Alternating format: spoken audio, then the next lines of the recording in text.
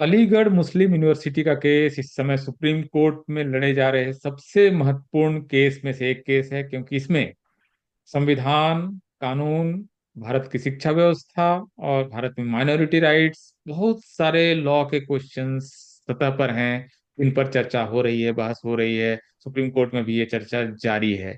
हम इस मामले से जुड़े हुए राजनीति और दूसरे पहलुओं पर तो बातचीत फिलहाल नहीं करेंगे, लेकिन क्या लॉ का क्वेश्चन है, क्या इश्यूज हैं, क्या अलग अलग पक्षों के आर्गुमेंट्स हैं, इसको समझने की कोशिश बेशक करेंगे।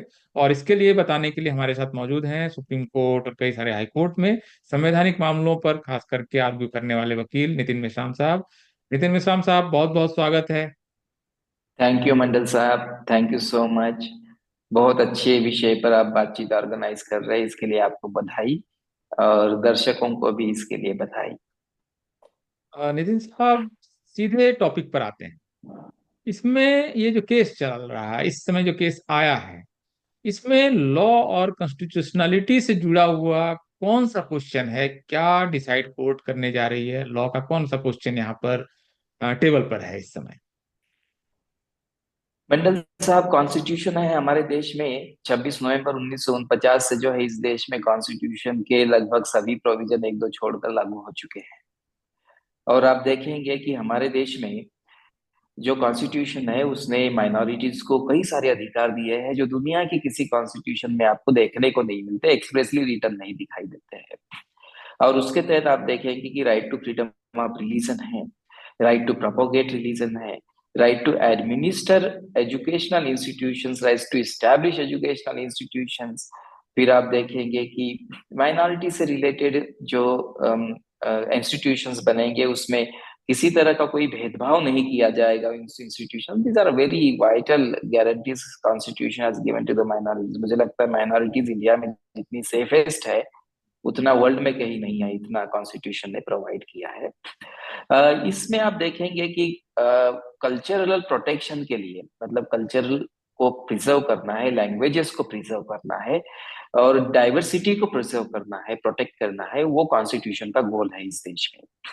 और उसने ये कहा है कि आप यदि किसी माइनॉरिटी इंस्टीट्यूशंस को, जो इस देश में कई माइनॉरिटीज इंस्टीट्यूशंस है, लिंग्विस्टिक है, रिलीजियस माइनॉरिटीज है, और ये देश तो आप देखते हैं कि कई सारी भाषाएं, कई सारे धर्मों से ये देश बना हुआ है, कई सारे पंथ है, कैसे समुदाय है, उनसे बना हुआ है। उन सबको जो है ये गारंटीज लागू हुई है। तो यदि उस तरह के पंथ, समुदाय, धर्म अपनी इंस्टीट्यूशंस को, एजुकेशनल इंस्टीट्यूशंस को बनाते हैं और उसको चलाते हैं तो उनका ये कंप्लीट फ्रीडम है और स्टेट इसमें किसी तरह का बनाने कोई और वायलेशन नहीं। चलाने का। एब्सोल्युटली, यदि वो बनाते हैं इस तरह के इंस्टीट्यूशन और चलाते हैं तो उसका जो है स्टेट किसी तरह का उसका विरोध नहीं कर सकता। फुल फ्रीडम इस कॉन्स्टिट्यूशन ने दिया इसमें है। आपके जो और वो लैंग्वेज मुझे समझ में आ रहा है कि अगर वो बनाते हैं तब चलाते हैं। जब राइट। बनाएंगे तब चलाएंगे, जब राइट। बनाएंगे तब चलाएंगे। सपोज इन केस एक, सरकार आप बना एक बना के दूसरी नहीं देगी। दूसरी एक सिंपल सी बात है, आप देखिए कि दूसरी की एक इंपॉर्टेंट है कि कोई एक प्राइवेट इंस्टीट्यूशन है जिसका सिमिलर उद्देश्य रहा है, कोई एक उर्दू यूनिवर्सिटी है जो प्राइवेट यूनिवर्सिटी है, या कोई इंग्लिश यूनिवर्सिटी है जो प्राइवेट यूनिवर्सिटी है। माइनॉरिटी के लोगों ने सोचा कि उस इंस्टीट्यूशन को हम खरीद लेते हैं और उसको माइनॉरिटी के रूप में चलाते हैं, तब भी उसको प्रोटेक्शन मिलेगा, क्योंकि फिर वो इस्टेब्लिश एंड एडमिनिस्टर के डेफिनेशन में आ जाएगा। तो उसका कैरेक्टर चेंज हो सकता है। लेकिन स्टेट जो है, सारे देश में कॉन्स्टिट्यूशन ने सबको एक अधिकार दिया है कि किसी भी व्यक्ति के साथ धर्म के आधार पर भेदभाव नहीं किया जा सकता। स्टेट नहीं करेगा। राइट। स्टेट किसी भी व्यक्ति के साथ धर्म के आधार पर भेदभाव नहीं करेगा। लेकिन यदि धार्मिक इंस्टीट्यूशंस कोई बनाते हैं माइनॉरिटीज, तो उस इंस्टीट्यूशन के साथ भी किसी तरह का भेदभाव नहीं करेगा। राइट। तो कल को जाके जैसे वेलोर सीएमसी है, या फिर स्टीफेंस कॉलेज है, या फिर खालसा कॉलेज है, इस देश में दूसरे कोई इंस्टीट्यूट, कच्छ की लैंग्वेज बोलने वाले जो कच्छी इंस्टीट्यूशंस है, गुजराती इंस्टीट्यूशंस इन तमिलनाडु हो सकते हैं, उन इंस्टीट्यूशंस के साथ किसी तरह का भेदभाव नहीं किया जाएगा। सपोज तमिलनाडु गवर्नमेंट ये कहता है कि हम तमिल इंस्टीट्यूशंस को ग्रांटी नहीं देंगे, लेकिन गुजराती इंस्टीट्यूशंस को ग्रांटी नहीं देंगे, तो that will be a discrimination by the state. तो ये बहुत बड़ा रिजीम कॉन्स्टिट्यूशन में दिया हुआ है। इस पर्सपेक्टिव में मुझे लगता है कि एएमयू को हमें देखना चाहिए। राइट। एएमयू 1920 के कानून से, पार्लियामेंट का कानून है, और पार्लियामेंट के कानून से इस देश में एएमयू बना हुआ है। जब बना इंस्टीट्यूशन, तो उस समय इस देश का पार्टीशन नहीं हुआ था। इस देश में 1935 का एक्ट नहीं बना हुआ था। इस देश में 1950 का संविधान नहीं बना हुआ था। और ये तीन कंडीशंस बहुत इंपॉर्टेंट मुझे लगता है कि देखने की जरूरत है। इसीलिए जो लोग ये कह रहे हैं कि एएमयू जो सरकारी इंस्टीट्यूशन है, वो सरकारी इंस्टीट्यूशन को आप माइनॉरिटी इंस्टीट्यूशन में कन्वर्ट नहीं कर सकते, ये मुझे लगता है कि बहुत ही वैलिड आर्गुमेंट है। ये क्योंकि सरकार का आर्गुमेंट है क्या? सरकार सरकार सरकार जो है किसी एक धर्म को प्रोपोगेट करने के लिए कोई इंस्टीट्यूशन नहीं बना सकता है। एक राइट। धर्म को प्रोपोगेट करने के लिए, एक धर्म को प्रोपोगेट करने के लिए इंस्टीट्यूशन बनाएगा, तो जो कॉन्स्टिट्यूशन में अमेंडमेंट के माध्यम से सेकुलरिज्म का प्रिंसिपल अडॉप्ट किया गया है और जिसको सुप्रीम कोर्ट ने बेसिक स्ट्रक्चर बताया हुआ है, उसका राइट। वायलेशन हो जाएगा। इसीलिए सरकार यदि कोई इंस्टीट्यूशन बनाती है, तो वो इंस्टीट्यूशन को माइनॉरिटी स्टेटस नहीं दिया जा सकता। उस इंस्टीट्यूशन को सरकार ही उसको अपने दायरे में रख के धर्म के आधार पर, जाति के आधार पर, लिंग के आधार पर किसी तरह का उस इंस्टीट्यूशन में कोई भेदभाव नहीं किया जा सकता, और किसी एक धर्म को भी प्रोपोगेट नहीं किया जा सकता उस coming back to Aligarh institution Muslim university के सर, थोड़ा स्पेसिफिक्स में अगर हम आए, से। अलीगढ़ मुस्लिम यूनिवर्सिटी का इसमें लीगल कॉन्स्टिट्यूशनल स्टेटस क्या है? Aligarh Muslim university purely government establish institution है। सिर्फ गवर्नमेंट इस्टेब्लिश नहीं है, पार्लियामेंट्री कानून से इस्टेब्लिश्ड राइट। इंस्टीट्यूशन है। क्योंकि पार्लियामेंट 1920 में ये पार्लियामेंट थी, ब्रिटिश पार्लियामेंट, लेकिन हमारी पार्लियामेंट वो कंटिन्यूम में उस पार्लियामेंट का माना जा रहा है। क्योंकि आर्टिकल 13 हमारे कॉन्स्टिट्यूशन में है। आर्टिकल 13 ये कहता है, क्लॉज 1 में, कि जो प्री कॉन्स्टिट्यूशन के जो कानून है, वो यदि फंडामेंटल राइट्स के साथ डेरोगेटरी है, तो वो पार्ट को जो है वो खत्म कर दिया माना जाएगा कॉन्स्टिट्यूशन के माध्यम से। और दूसरी एक इंपॉर्टेंट बात है कि कंटिन्यूटी ऑफ गवर्नमेंट्स है इस देश में कॉन्स्टिट्यूशन में। तो जो पार्लियामेंट 1920 में थी, उसने जो कानून बनाया, वही कानून हमारे पार्लियामेंट ने बनाया। ये उसका डीमिंग फिक्शन है, डीमिंग फिक्शन है। तो हमारे पार्लियामेंट इस तरह का कानून बनाने का पावर नहीं है। राइट। इस तरह का पावर पावर नहीं है, और पावर नहीं होने की वजह से उस समय भी वो पावर नहीं था, ऐसा माना जाएगा। और राइट। उसी की वजह से जो है, ये इंस्टीट्यूशंस गवर्नमेंट इंस्टीट्यूशन है, और गवर्नमेंट इंस्टीट्यूशन होने की वजह से यहाँ पे किसी तरह का कोई भेदभाव नहीं किया जा सकता, और गवर्नमेंट के सारे कानून लागू हो सकते राइट। हैं, ऐसा मेरा इसमें मानना लेकिन एक आर्गुमेंट जो कपिल सिब्बल और राजीव धवन और बाकी लोग लेके आ रहे हैं, वकील फरासात ये लोग, कि अलीगढ़ मुस्लिम यूनिवर्सिटी जो है उसकी पुरानी हिस्ट्री को ट्रेस करना पड़ेगा। 1875 में किस तरह से सैयद अहमद ने इसको बनाया। अलीगढ़ मुस्लिम यूनिवर्सिटी का मतलब एक प्रिकर्सर है, और प्रिकर्सर ये है कि वो मोहम्मदन एंग्लो ओरिएंटल कॉलेज है, उसी को इन्होंने यूनिवर्सिटी बना दिया है। तो उसको कंटिन्यूम माना जाए, और उसको कंटिन्यूम मानने से ये इस्टेब्लिश होता है कि वो मुस्लिम ने इस यूनिवर्सिटी को बनाया है। ये आर्ग्यू वो कर रहे हैं।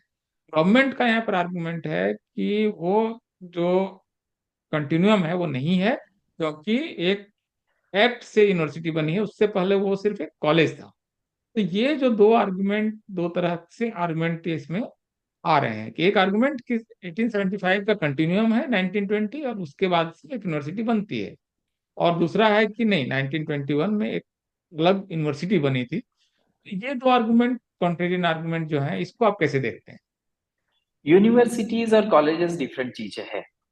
फर्स्ट एंड फॉरमोस्ट, यदि वो कोई कॉलेज बना होगा, तो उस समय कोई यूनिवर्सिटी होगी, उसके साथ अफिलिएट होगा, या फिर हाँ, ऑटोनॉमस वो होगा, या गवर्नमेंट पहले कलकत्ता यूनिवर्सिटी के साथ वहां से डिग्री आती थी, बाद अफिलिएट। में इलाहाबाद जो प्रयाग यूनिवर्सिटी, वहां से डिग्री आती थी इसकी। तो ये सिर्फ ऑब्वियसली, सिंपल कॉलेज था ये। सिंपल कॉलेज था। यूनिवर्सिटी जो है वहां बनी हुई है, तो यूनिवर्सिटी ने जो है गवर्नमेंट का कानून बना है, पार्लियामेंट का कानून बना है। अब सपोज मान लेते हैं कि पार्लियामेंट ने कोई कानून बनाया हुआ है, तो सबके लिए कानून बनाते हैं, किसी एक इंस्टीट्यूशन, किसी एक रिलीजन के लिए कानून नहीं बना सकते। यदि वो पार्लियामेंट इस तरह का कोई कानून बनाएगा, तो वो इनवैलिड होगा। आर्टिकल 13 क्लास 2 में भी नहीं बनाया जा सकता, 13 क्लास 1 में भी नहीं बनाया जा सकता, और आर्टिकल 15 का उसमें वायलेशन होगा, क्योंकि धर्म के आधार पर किसी के साथ भेदभाव होगा। इसीलिए ये जो आर्गुमेंट है कि वो कंटिन्यूम में है, अभी कंटिन्यूम में देखिए कि थ्री फैक्टर्स इंपॉर्टेंट है कि कंटिन्यूम में है भी, तो जो लोग उसमें इन्वॉल्व थे वो लोग तो पाकिस्तान चले गए, बांग्लादेश चले गए। जिन लोगों ने उसको इस्टेब्लिश किया वो तो पार्टीशन का पहले का सिचुएशन है। तो पार्टीशन के बाद में उस सिचुएशन को कंटिन्यूटी में कैसे माना जाए, एक इंपॉर्टेंट एस्पेक्ट है। कॉलेज कंटिन्यूटी में नहीं है, कॉलेज का यूनिवर्सिटी हो चुका है, यदि कॉलेज है भी वहां तो कॉलेज का यूनिवर्सिटी हो चुका है, वो specifically act of the university हुआ है, पार्लियामेंट हुआ है, एक्ट ऑफ द पार्लियामेंट हुआ है। यस। अब जब पार्लियामेंट जब कानून बना रही थी तो आपने इस तरह का कोई वहां प्रोविजन नहीं किया है कि इस कॉलेज को जो है हम यूनिवर्सिटी में तब्दील कर रहे हैं, लेकिन इसका एडमिनिस्ट्रेशन और इस्टेब्लिशमेंट जो है वो मुस्लिम माइनॉरिटीज के हाथों में रहेगा, ऐसा कोई प्रोविजन नहीं है उस इंस्टीट्यूशन के कानून में। और थर्ड इंपॉर्टेंट थिंग है कि हम कंटिन्यूटी क्यों माने, क्योंकि कंटिन्यूटी यदि हम मानते हैं तो 1950 के बाद में जो अब फ्रेश स्टार्टिंग है कॉन्स्टिट्यूशन के बाद नए भारत का नई शुरुआत, वो उस पे मुझे लगता है कि एक बहुत बड़ा बाधा राइट। आ जाती है। राइट। एक एक और आर्गुमेंट कपिल सिब्बल लेकर आ रहे हैं कि मुस्लिम इस देश में बहुत पिछड़े हुए हैं, यस। और वो तो शेड्यूल कास्ट से भी पिछड़े हुए हैं, और ये जो यूनिवर्सिटी है ये इनके एजुकेशनल अपलिफ्टमेंट का एक बहुत बड़ा जरिया है। यस। तो ये एक तो देखिए फैक्ट के बेसिस पर सही भी नहीं है, जो लास्ट सेंसस है उसके हिसाब से मुस्लिम्स और इनका बहुत एजुकेशन लेवल पे अटेनमेंट बराबर का ही है शेड्यूल कास्ट और मुस्लिम्स का। लेकिन ये जो आर्गुमेंट है इसकी लीगलिटी क्या है कि बहुत पिछड़े हुए हैं इसलिए हमको एक माइनॉरिटी इंस्टीट्यूशन दे दो, वो भी सरकार बना के दे दे। ये कितना वैलिड या इनवैलिड आर्गुमेंट है ये? मंडल साहब, without going into the factual correctness of this assertion, let's assume कि ये उनका आर्गुमेंट करेक्ट है। लेट्स अज्यूम कि हाँ ठीक है, जो मुस्लिम जो है दलितों से पिछड़े हैं, for the sake of argument मैं इस बात को सच मान रहा हूँ। सच राइट। है या नहीं है वो तो डिस्प्यूटेड है, और वो सेंसस के आंकड़ों से सबको पता है कि क्या डिस्प्यूट है। यदि इस तरह का पिछड़ापन उन लोगों में, सामाजिक पिछड़ापन है, शैक्षणिक पिछड़ापन है उन लोगों में, तो सरकार जो है उनके लिए कोई प्रोविजन कर सकता है, किसी तरह का कोई प्रोविजन कर सकता है। राइट। लेकिन वो धर्म के आधार पर प्रोविजन किया जा सकता है क्या? जैसे आर्टिकल 15 क्लास 4 और 15 क्लास 3 में इस तरह का एक प्रोविजन है कि सरकार यदि इसका ऐसा प्रोविजन करती है तो वो आर्टिकल 15 क्लास 1, जिसमें धर्म के आधार पर भेदभाव नहीं होना चाहिए, जाति के आधार पर भेदभाव नहीं होना चाहिए, लिंग के आधार पर भेदभाव नहीं होना चाहिए, उसको एक्सेप्शन माना जाएगा। ये 15 क्लास 3 और 15 क्लास 4 में लिखा हुआ है, लेकिन उसमें धर्म नहीं लिखा। तो राइट। इसीलिए यदि सरकार SC ST के लिए कोई अलग से संस्था बनाती है, राइट। स्कूल कॉलेज में भी यूनिवर्सिटी वो अलग से बनाती है, या फिर महिलाओं के लिए हमारे देश में तो वीमेंस के लिए अलग से यूनिवर्सिटीज, अलग से यस। कॉलेजेस है, उसके लिए संविधान परमिट करता है, लेकिन संविधान धर्म के लिए परमिट नहीं करता है। इसीलिए आर्टिकल 15 जब बन रहा था देश के संविधान में, तो वहां देश में कई सारे मुस्लिम प्रतिनिधि भी थे। राइट। उन्होंने उन्होंने बहुत बड़े बड़े व्यक्ति थे, उनका मैं बहुत सम्मान करता हूँ, और उन लोगों ने कॉन्स्टिट्यूशन के दौरान बहुत अच्छे डिबेट्स किए हैं कॉन्स्टिट्यूशन में, राइट। लेकिन उसमें से किसी ने भी ये नहीं कहा है कि धर्म के आधार में भी वहां एक्सेप्शन होना चाहिए। एग्जैक्टली। क्योंकि शुरुआत से ही आप देखेंगे कि धर्म की जो प्रतिबद्धता है, धर्म को स्वीकारना, धर्म को प्रोपोगेट करना, ये कॉन्स्टिट्यूशन के इसेंशियल आर्टिकल्स में आता है। और राइट। आर्टिकल 25 की गारंटी माइनॉरिटीज को दी है, आर्टिकल 30 की गारंटीज दी गई है।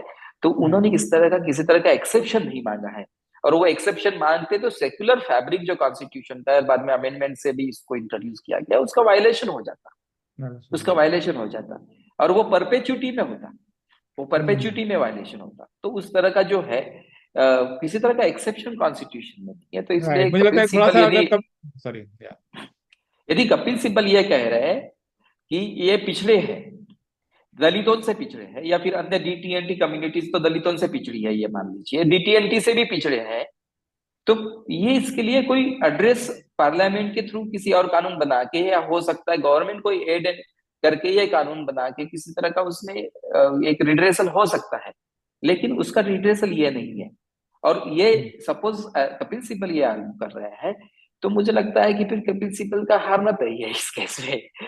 कपिल हाँ, सिब्बल नहीं नहीं, हाँ हारेंगे सही इस बात है। केस को, ये बेसिस नहीं हो हारेंगे। सकता है कि हम शैक्षणिक रूप से पिछड़े हैं, इसलिए सरकार बना बना के हमको इंस्टीट्यूशन दे दे और हम उसको अपने मन से चलाएं और रिजर्वेशन भी ना लागू करें। ये बहुत इंपॉर्टेंट है कि इस केस में गवर्नमेंट जो आर्गुमेंट ला रही है, तुषार मेहता का जो रिटर्न आर्गुमेंट मैंने पढ़ा, उसमें वो ये भी है कि ये इंस्टीट्यूशन SC ST OBC और तमाम जो और कॉन्स्टिट्यूशनल रिजर्वेशन है उसको भी नहीं दे रही है। तो ये एक और तर्क भी सरकार की तरफ से आ रहा है कि गवर्नमेंट बनाया, गवर्नमेंट के पैसे से चल रही है, गवर्नमेंट के नियमों से चल रही है, लेकिन रिजर्वेशन नहीं लागू करेंगे। ये जो है ये अनएक्सेप्टेबल है।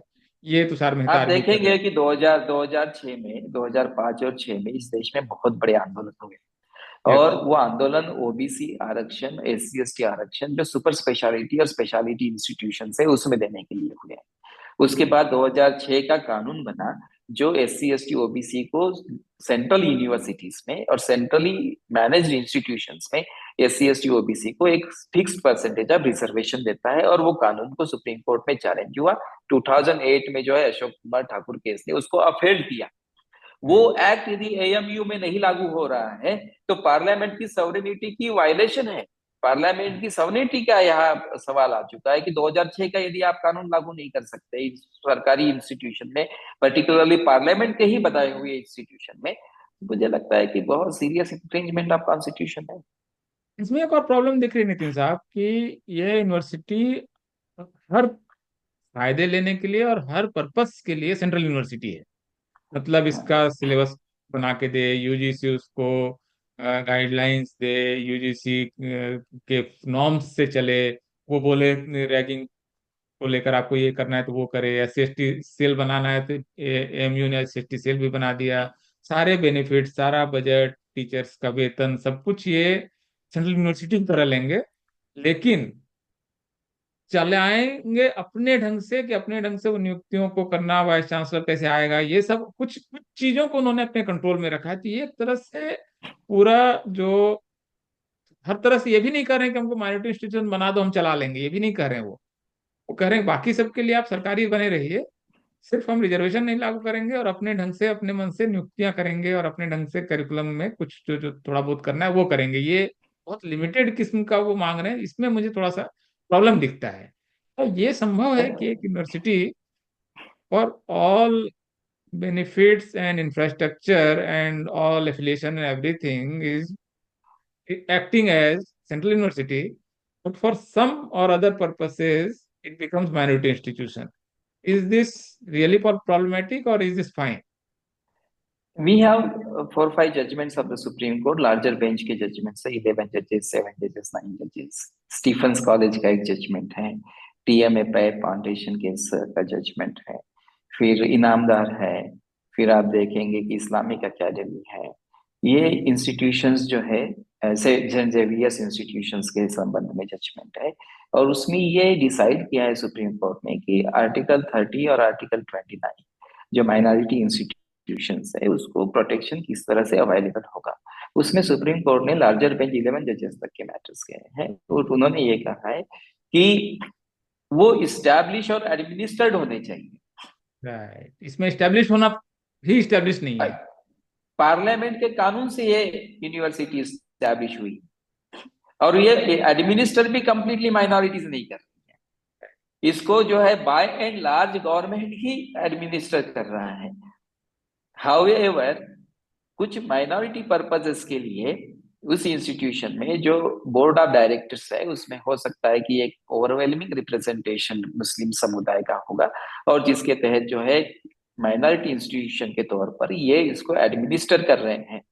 लेकिन जब आपने इस्टेब्लिश नहीं किया तो आप एडमिनिस्टर कैसे कर सकते हैं, और इस्टेब्लिश नहीं किया तो आप क्लेम कैसे कर सकते हैं कि आर्टिकल 30 का प्रोटेक्शन हमको चाहिए। राइट। और इसमें फिर आर्टिकल नितिन साहब, 30, सॉरी या एक जो और प्रॉब्लम मुझे लग AMU रही जो है। है, AMU जो है एक यूनिवर्सिटी है, AMU यूनिवर्सिटी है, एक इम्पॉर्टेंट एस्पेक्ट है कि जो आर्टिकल 30 का जो प्रोटेक्शन है वो, जैसे चीफ जस्टिस ने कहा कि वो गेटवाइज करने के लिए है क्या।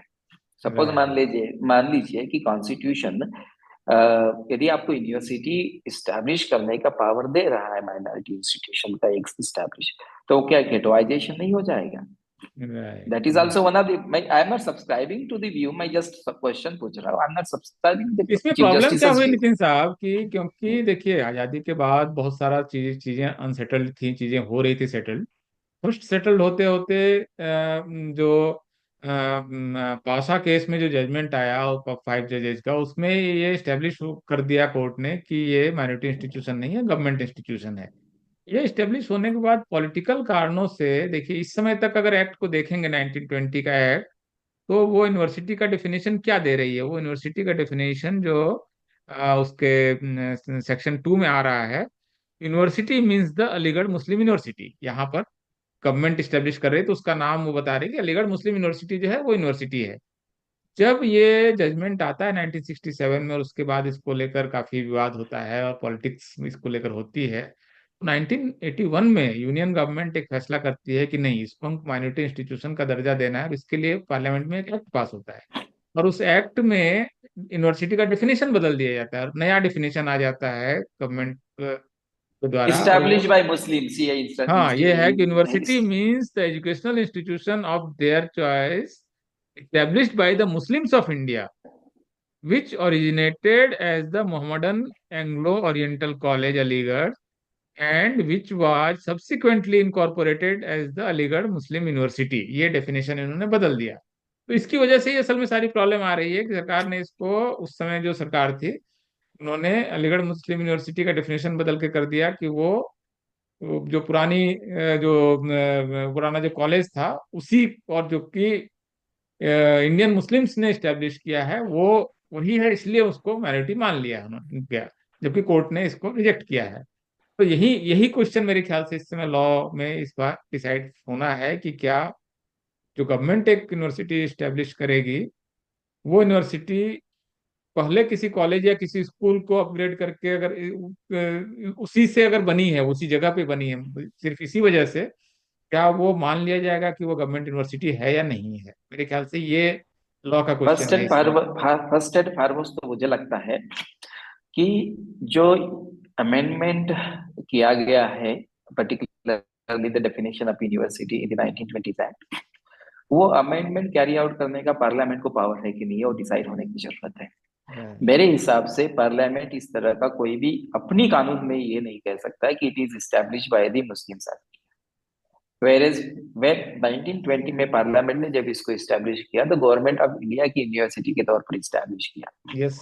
तो वो अपनी ओनरशिप जो है, देश की यूनिवर्सिटी की ओनरशिप जो है, वो किसी एक धर्म के आधार, धर्म के लोगों को नहीं दे सकते, Right. किसी एक धर्म के लोगों को नहीं दे सकते।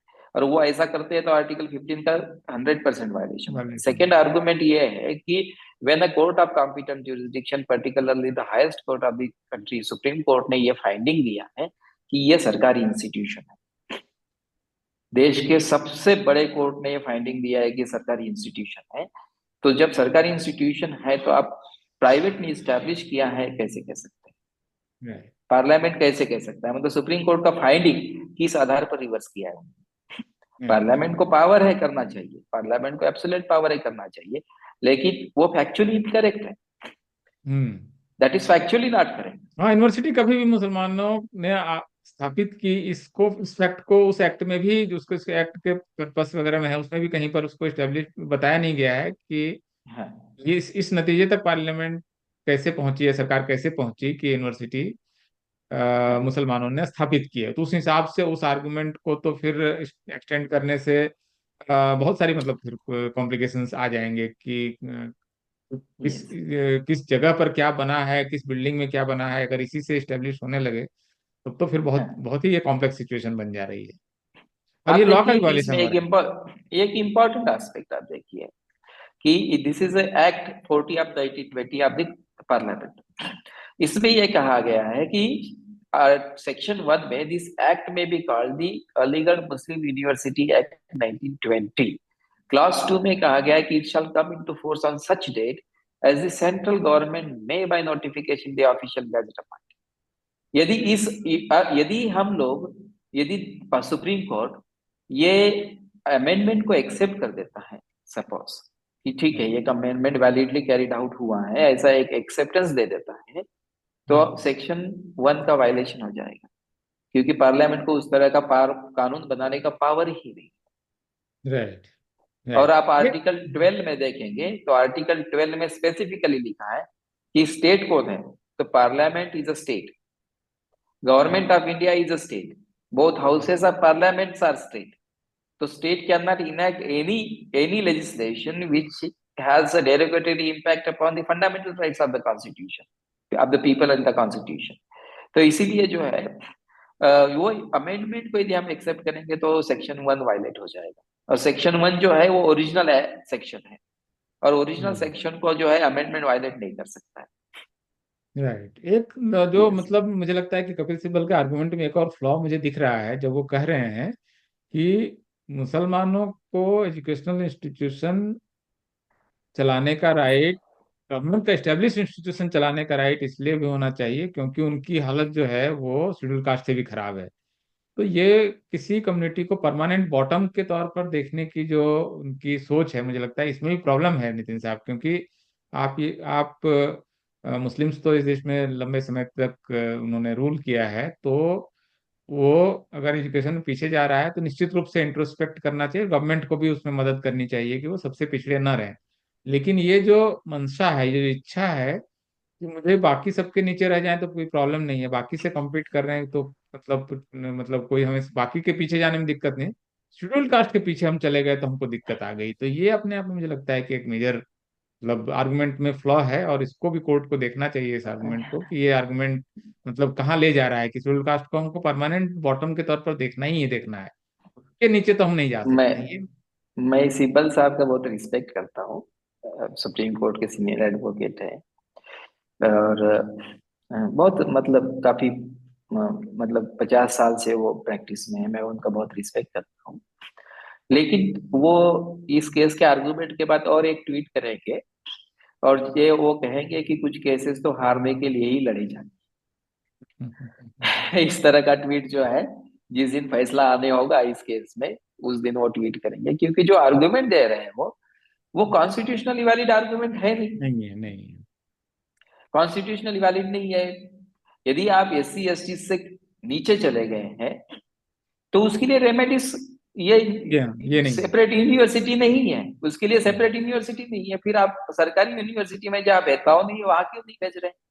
यस। सरकारी यूनिवर्सिटी में मुस्लिम्स को जो है वहां भेदभाव तो नहीं है, 50% सीटें उनको ज्यादा मिल रही है, 50% जो SC ST OBC को मिल रही है, OBC में भी जो है मुस्लिम्स आते हैं। यस। फिर जो जनरल कैटेगरी है उसमें भी मुस्लिम्स जा सकते हैं, 50% का वहां प्रावधान है, OBC में है। और EWS का जो 10% का प्रावधान है उसमें भी चार मुस्लिम है। चार चार रिजर्वेशन मुस्लिम ऑलरेडी उठा सकता है। एक तो शेड्यूल ट्राइब का, schedule tribe. Unreserved, ST, EWS और OBC, चार रिजर्वेशन वो ऑलरेडी ले सकता है। इसके अलावा ले सकते मुस्लिम हैं। इंस्टीट्यूशन में भी उनको 50% रिजर्वेशन चाहिए, थोड़ा सा ये माइनॉरिटी का माइनॉरिटी एजुकेशन इंस्टीट्यूशन। इंस्टीट्यूशन इस देश में बहुत ज्यादा माइनॉरिटी इंस्टीट्यूशन है हमारे देश में। तो सिब्बल साहब जो आर्गुमेंट कर रहे हैं कि SC ST से नीचे चले गए हैं, और SC ST के नीचे चले जाने की वजह से इसका प्रोटेक्शन हो जाए, वो कॉन्स्टिट्यूशनली वैलिड आर्गुमेंट नहीं है। नहीं होगा। सेकेंडली जो है ना, मुझे लगता है कि वो गेटोइजेशन ऑफ मुस्लिम्स हो रहा है। है। गेटोइजेशन, ये आर्गुमेंट गेटोइजेशन ऑफ मुस्लिम्स कर देगा। मुझे लगता है कि इस तरह के arguments, I think they should never permit. Supreme court मुझे लगता है लंबी लंबी ये जो बहस सुनता है ना, उसकी वजह से ये बकवास आर्गुमेंट्स वहां लेकर आते हैं। इन्होंने 1 घंटे में एक केस खत्म करना, जैसे US सुप्रीम कोर्ट करता है 1 घंटे में आर्गुमेंट कर दीजिए, खत्म होगा। तो एक वहाँ घंटे में एक वहाँ तो वो साइड, केस दूसरे केस घंटे में खत्म करने दूसरे। की तारीख पहले बता देते हैं कि इतने दिन तक हम इसको रिजॉल्व कर लेंगे। वो तो कॉलेजियम सिस्टम है हमारे देश में, तो यहाँ कुछ भी मनमानी हो सकती है। लेकिन US सुप्रीम कोर्ट आपको देखेंगे कि अभी रिसेंट में एक केस हुआ था उनका, कि US में ब्लैक्स लोगों को वोटिंग राइट्स का वैलिडिटी क्या है। और वो जो है केस बहुत सेलिब्रेटेड केस है, 2013-14 का केस है। और आप देख ओबामा एडमिनिस्ट्रेशन के दौरान, और उस केस में आप देखेंगे कि सॉलिसिटर जनरल जो आर्ग्यू किया था, आयरिक होल्डर अटॉर्नी जनरल थे, और सॉलिसिटर जनरल ने आर्ग्यूमेंट किया था, उसमें आप देखेंगे कि शेल्बी वर्सेस काउंटी में जो गवर्नमेंट साइड है उसको सिर्फ 1 घंटे से कम का समय दिया था। सॉलिसिटर जनरल खुद जो है 45 मिनट का आर्गुमेंट करके बाकी वकीलों को, एडिशनल सॉलिसिटर जनरल को 5-5 मिनट दे के आर्गुमेंट खत्म करवा दिए थे। समझे, हमारे सुप्रीम कोर्ट के चीफ जस्टिस जब हार्वर्ड में पढ़ाए गए हैं तो उनको इतनी बात पता नहीं है, मुझे लगता है सीरियस मैटर है। ऐसे राइट। फालतू के आर्गुमेंट जब आप लेकर आते हैं तो कॉन्स्टिट्यूशन को जो है मिसअंडरस्टूड करके मिस इंटरप्रिट करने की संभावना ज्यादा है। राइट, और ये देखिए कि बहुत सबसे महंगे महंगे वकील उधर से खड़े किए गए हैं जिस तरह से, वो भी अपने आप में, और उसके उसके बाद जिस तरह के आर्गुमेंट्स आ रहे हैं, और मतलब कि शेड्यूल कास्ट के ऊपर तो हमें रहना ही चाहिए जैसा आर्गुमेंट वहां पर जो आ रहा है, वो बहुत ही मतलब अपने आप में प्रॉब्लम है। और इस केस को एक तरह से मैं इस तरह से भी देख रहा हूँ कि माइनॉरिटी इंस्टीट्यूशंस को जो राइट्स मिलने चाहिए, क्या माइनॉरिटी इंस्टीट्यूशंस को जो मदद है, एड है, उसमें राज्य मतलब भेदभाव नहीं करेगा, ये आर्टिकल 30 बोल रहा है। लेकिन इसको एक्सटेंड करते करते वो फुली गवर्नमेंट फंडेड इंस्टीट्यूशन भी माइनॉरिटी इंस्टीट्यूशन हो सकते हैं, यहाँ तक चला गया है। तो आप मदद देना और बजट देना, इनके बीच को भी मुझे लगता है कि एक इशू है जो अभी तक कोर्ट में ये आर्गुमेंट आया नहीं है। और गवर्नमेंट की तरफ से आर्गुमेंट मेरे ख्याल से होना चाहिए कि आप, हम मदद दें, किसको कितना मदद दे रहे हैं, दे नहीं रहे, नहीं भी दे रहे हैं, मदद कांट भी, मतलब राइट नहीं हो सकता है मदद देना। और ठीक है, अगर हम दे रहे हैं तो सबको दे देंगे, लेकिन 100% government funded, almost 100%, 98% government funded institution government के नियम को नहीं मानेगा, ये ऐसे कैसे, मतलब फिर तो वो एडमिनिस्ट्रेट भी नहीं हुआ ना फिर गवर्नमेंट। मंडल साहब जो है ना, मंडल साहब, इसमें एक इम्पोर्टेंट एस्पेक्ट देखने की जरूरत है कि मैं इस बात का बहुत बड़ा समर्थक रहा हूँ कि इस देश में फ्रीडम ऑफ रिलीजन होना चाहिए, और माइनॉरिटीज को जो है इस्टेब्लिश एंड एडमिनिस्टर करने का जो इंस्टीट्यूशन है उसका अधिकार होना चाहिए। और बिल्कुल। उनके साथ गवर्नमेंट एड करने में किसी तरह का भेदभाव नहीं होना चाहिए, इसको लेकर मेरा कमिटमेंट बिल्कुल स्टेट फास्ट है, राइट। 100% कमिटमेंट है। लेकिन मुझे ये कहना है कि गवर्नमेंट एड जो है आपको 100% हो या फिर 50% हो, that government has to decide upon it. इस राइट। देश में जितने भी माइनॉरिटी इंस्टीट्यूशन है, 99% माइनॉरिटी इंस्टीट्यूशन, 100% एडेड इंस्टीट्यूशन है इस देश में। और 100% एडेड इंस्टीट्यूशन है, उसके बावजूद वो गवर्नमेंट के एडमिनिस्ट्रेशन में गवर्नमेंट का किसी तरह का इंटरफेरेंस उनके साथ नहीं है, except affiliation of the university, वो तो ऐसे ही नेचुरली मिल जाता है।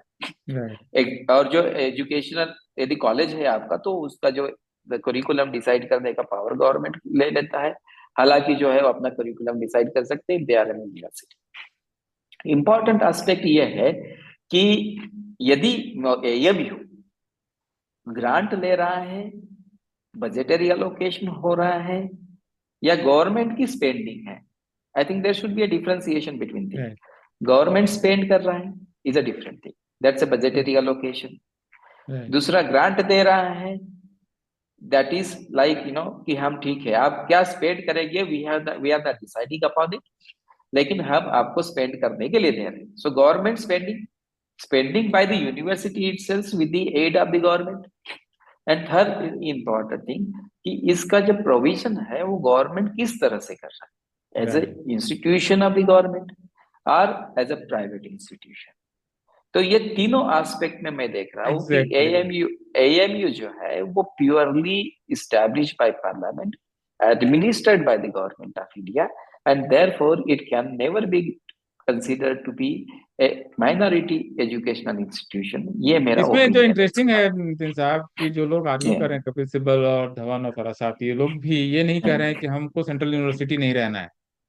वो सेंट्रल यूनिवर्सिटी बने रहना चाहते हैं, और माइनॉरिटी इंस्टीट्यूशन भी बने रहना चाहते हैं। तो ये बहुत कॉन्ट्रोडिक्टरी पोजीशन है इनकी।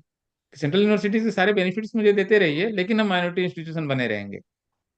तो आप सेंट्रल तो यूनिवर्सिटी फिर हैं। मुझे लगता है फिर इसको जो है उनको इस तरह से क्लेम है, तो ये जो पार्लियामेंट है उसने 1920 का एक्ट को रिपील कर देना चाहिए।